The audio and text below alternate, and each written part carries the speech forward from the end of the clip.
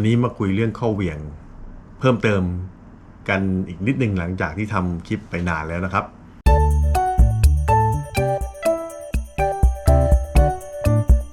ข้อเหวี่ยงนี้มาเพิ่มเติมกันหน่อยผมเพิ่มเติมในจุดที่แนวทางการถ่วงข้อเหวี่ยงซึ่งพวกนี้การคำนวณมันจะยุ่งยากมากครับมันจะมีเรื่องรอบเครื่องยนต์อะไรด้วยแต่เอาเป็นว่าอันนี้เป็นแนวทางหมายถึงเป็นเข็มทิศเพื่อนๆจะได้ไม่หลงทางนะครับโดยทั่วไปเนี่ยข้อเหวี่ยงเนี่ยเวลาพูดหรือเขาถ่วงเขาจะคำนึงถึงรอบงานที่เขาต้องการใช้สำหรับข้อเหวี่ยงนี้ด้วยโดยทั่วไปที่ผมมีข้อมูลนะครับเขาจะถ่วงให้บาลานซ์ดีที่สุดที่จุดที่แรงม้าสูงสุดบริเวณนั้นบวกลบเช่นสมมติว่าเวฟ125แรงม้าสูงสุดที่ 8,000 รอบเพราะฉะนั้นที่ 8,000 รอบเนี่ยข้อเหวี่ยงก็จะถ่วงมาค่อนข้างบาลานซ์ดีพอเราเลยไปคือเวฟ125รู้สึกจะตัดประมาณ 9,000 เลยไป 9,000 ก็ยังพอใช้ได้แต่พอถ้าปั่นไป10,000เนี่ยอาจจะเครื่องเริ่มสั่นแล้วหรือถ้าขี่รอบต่ำกว่านั้นเวฟ125ถ้าขี่สัก 5-6,000 รอบก็จะรู้สึกสั่นบ้าง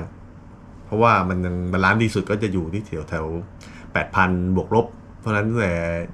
7,000 ถึง 9,000 อาจจะบาลานซ์ดีเครื่องยนต์นิ่งสมูทการที่เขาถ่วงเขาดูอะไร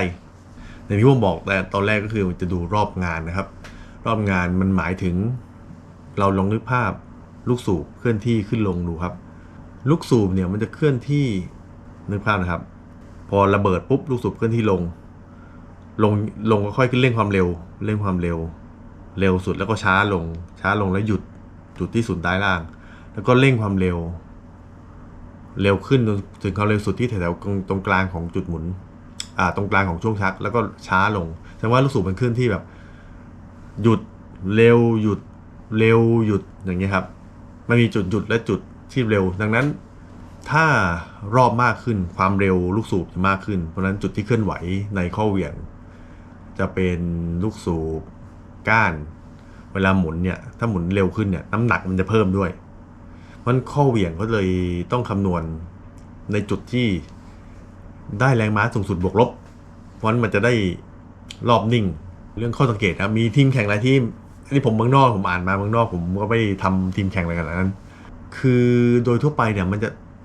เขาจะไล่รถโดยทั่วไปก็จะอยากจะปั่นรอบขึ้นไปแล้วมันปั่นรอบไม่ขึ้นทำไงรอบก็จะตันถึงจุดหนึ่งสุดท้ายพอเขาถ่วงข้อเหวี่ยงใหม่เครื่องเดิมเลยถ่วงข้อเหวี่ยงใหม่ได้บาลานซ์ดีรอบจะขึ้นได้ง่ายกว่าที่เป็นอย่างนี้เพราะว่า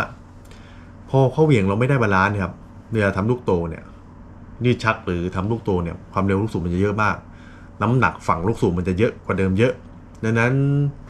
ถ้าเราถ่วงข้อเหวี่ยงไม่ดีพอเนี่ยครับตอนจังหวะระเบิดแล้วสูบลงเนี่ยมันจะดึงมาหลังแล้วเกิดแรงสั่นสะเทือนของเครื่องยนต์ทั้งหมดเนี่ยไปด้านหลัง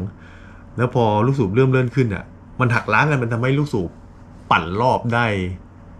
ถึงจุดหนึ่งมันจะตันมันจะอั้นที่รอบหนึ่งฉะนั้นการถ่วงก็คือโดยส่วนมากนะครับจะถ่วงฝั่งตรงข้ามโหลดที่เคลื่อนที่คือตรงข้ามลูกสูบเนี่ยให้หนักขึ้นถ้าเรามีการเพิ่มขนาดลูกหรือเพิ่มชักนะครับถึงแม้ว่าเราเพิ่มชักแล้วขนาดลูกน้ำหนักเท่าเดิมข้อเหวี่ยงทุกอย่างน้ำหนักเท่าเดิมเลยเราเพิ่มแค่ชักทุกคนก็จะคิดว่ารอบเครื่องก็เหมือนเดิมแต่แล้วก็น้ำหนักก็เท่าเดิมเราก็ไม่ต้องถ่วงก็ได้ถ้าเป็นรุ่นผมเองนะผมก็ไม่ถ่วงครับผมก็เอาโรงงานเดิมมันก็พอใช้ได้เพราะเราไม่ได้ปลดรอบแต่ถ้าโรงงานลดแรงที่สุดเนี่ยถึงเวลารอบทำงานตั้ง8-9,000 รอบเนี่ยมันจะสั่นนิดนึงซึ่งถ้าเราไม่ได้ปลดรอบอะไรมากมันก็ไม่มีผลน้อยมากครับมีผลน้อยมากแต่ถ้าใครต้องการความเป็นเลิศคือปลดรอบต้องการดันรอบไปสูงๆเนี่ยมันจะขึ้นรอบสูงไม่ได้แล้วมันพกเครื่องยนต์มันสั่นมากมันสั่นจนมันหักล้างเป็นภาระให้เครื่องยนต์หมุนต่อไปไม่ได้นี่โดยหลักการทีนี้สูตรในการถ่วงข้อเหวี่ยงที่เราได้ยินมาเอางี้ที่เราได้ยินมาหาตามเน็ตนะครับบางคนแบบถ่วงแบบสตาติกก็คือถ่วงแบบนิ่งก็คือวางข้อเหวี่ยงบนแท่นบางคนบางเจ้าก็ใส่ก้านวางแล้วมันต้องได้บาลานซ์ทุกจุดบางเจ้าก็ต้องใส่ลูกด้วยแล้วสามารถหมุนแล้วได้บาลานซ์ทุกจุดคือหมุนไปจุดไหนก็ได้ลูกสูบก็จะนิ่ง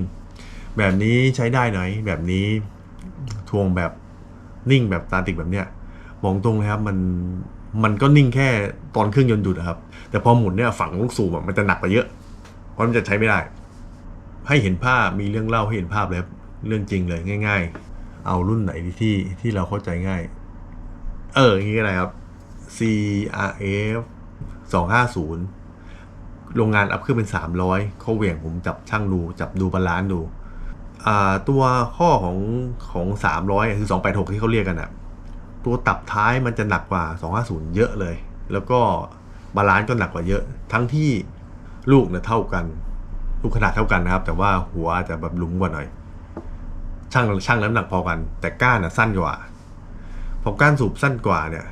น้ำหนักโดยรวมมันจะเบากว่า250ทีนี้เบากว่าแต่กลายว่าตับเข้าเหวี่ยงหนักกว่าเดิมแสดงว่าเข้าเหวี่ยงหนักถ้าเร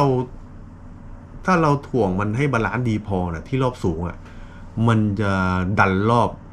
และเครื่องยนต์ทำงานได้ดีกว่าสมูทกว่าดันแรงม้าได้ดีกว่าเครื่องยนต์ไม่เสียกำลังจากความสั่นสะเทือนตรงนี้ครับเพราะการถ่วงกำหนดเป็นทิศทางไม่สามารถบอกเพื่อนได้ว่าต้องถ่วงเพิ่มเท่าไหร่เพราะว่ามันต้องคำนวณจากรอบเครื่องยนต์แล้วลูกสูบความเร็วลูกสูบวิ่งแล้วหยุดเนี่ยมันคำนวณยากครับมันวุ่นวายมากเลยแต่ถ้าเป็นทิศทางเนี่ยเอาเป็นว่าถ้าทำเครื่องถ้าเรายืดชักสองใช้งานรอบไม่ได้ปลดรอบผมว่าก็ใช้ได้ไม่ต้องทำอะไรแต่ถ้าเป็นรถแข่งที่ต้องการความดีที่สุดเนี่ยถ้ายืดชักหรือถ้าเพิ่มลูกเข้าเหวี่ยงฝั่งตรงข้ามต้องหนักกว่าเดิมเท่าไหร่ผมว่าไอ้นี้มันต้องไล่แต่เอาจริงถ้าเรารู้ทิศทางตัวตับมันหนักกว่าเดิมเราก็จะไล่ถูกว่าไล่ให้มันหนักพอหนักกว่าเดิมปุ๊บเราก็จะเทสได้หาได้ว่าหนักกว่าเดิมเท่านี้มันไปได้เท่านี้หนักกว่าเดิมเท่านี้ไปได้เท่านี้หนักกว่าเดิมมากเกินความเร็วมันถอยอะไรเงี้ยเพราะว่ามันต้องแลกกันระหว่างน้ำหนักที่เยอะขึ้นกับภาระเครื่องยนต์ด้วยเพราะถ้าเขาเหวี่ยงหนักกว่าเดิมรอบต่ำก็จะช่วงแรกอาจจะเนินหน่อยเดี๋ยวพอถึงรอบงานมันจะวิ่งดีก็นี่เป็นเหตุผลเดียวรถหลายรุ่นที่เขามีการอัปเกรดลูกสูบที่ใหญ่ขึ้นในพื้นฐานเดียวกันเข้าเหวี่ยงอาจจะทรงเดียวกันใส่กันได้แต่น้ำหนักจะไม่เท่ากันครับอันนี้เป็นจุดหนึ่งที่เราต้องทราบด้วยนะครับก็เอามาเป็นคร่าวๆเป็นทิศทางเพิ่มเติมให้เพื่อนๆเพราะว่าผมเห็นเยอะมากเลยที่ถ่วงแล้ววางบนแท่นแล้ววางทุกจุดนิ่งอะไรเนี่ยคือใช้ไม่ได้แล้วก็มีหลายที่แบบเขามีเครื่องถ่วงแบบไดนามิกก็คือเครื่องถ่วงแบบเคลื่อนที่หมายถึงว่าสามารถหมุนเข้าเหวี่ยงแล้วก็ถ่วงเหมือนถ่วงล้อได้เลยครับแต่จุดนั้นมันดีกว่าถ่วงแบบนิ่งครับแต่ว่าถ้าเราต้องมีหลักถ้าเราไม่รู้หลักคือเชื่อเข้าเหวี่ยงหมดเลยเชื่อเครื่องหมุนเนี่ย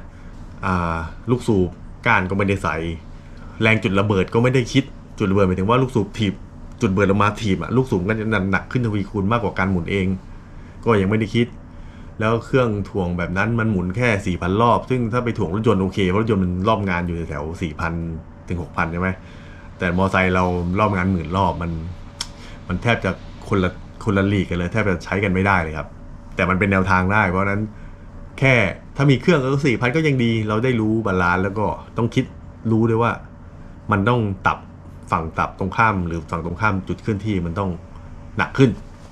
อธิบายเป็นทิศทางให้เข้าใจง่ายแต่ว่าก็จะได้มีความรู้ด้านนึง